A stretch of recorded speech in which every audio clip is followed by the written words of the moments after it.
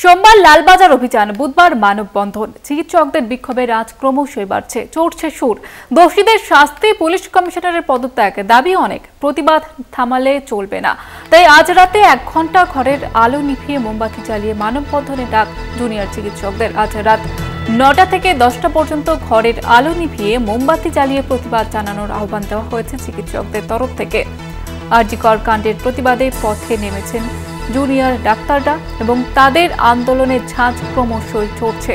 আজ মোমবাতি মিছিল এবং ঘরের আলো নিভিয়ে মোমবাতি জ্বালিয়ে প্রতিবাদ জানানোর আহ্বান জানিয়েছেন তারা।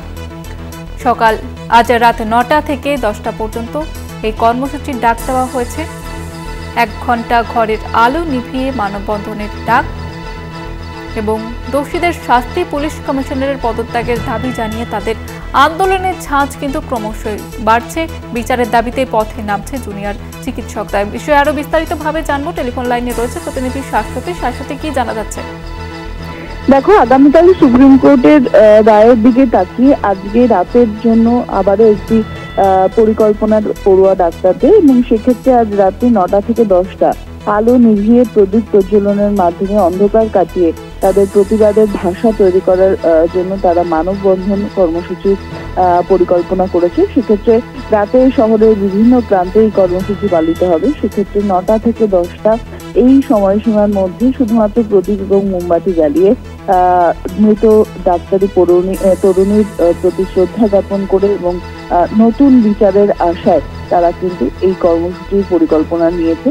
এবং আজকে সন্ধ্যের পর থেকে বিভিন্ন জায়গায় জমায়েত এবং তার সঙ্গে সঙ্গে 9টা থেকে 10টা মানববন্ধন কর্মসূচির মাধ্যমে বিচারের প্রভাবকে আরো বেশি শক্তিশালী করার একটি প্রতিজ্ঞা বলা যায়। সেই প্রতিজ্ঞা কিন্তু আন্দোলনরত ডাক্তারি পড়ুয়ারা তারা বিভিন্ন প্রান্তে উদযাপিত করবে। এবং আগামীকাল সুপ্রিম কোর্টের রায়ের দিকে তাকিয়ে রয়েছে সারা কলকাতা সহ সারা দেশবাসী, এবং সেই রায় যাতে অন্ধকার মুখে দিয়ে নতুন আলোর শিক্ষা প্রজ্বলন করে, তার জন্যই এই পরিস্থিতি অবস্থা।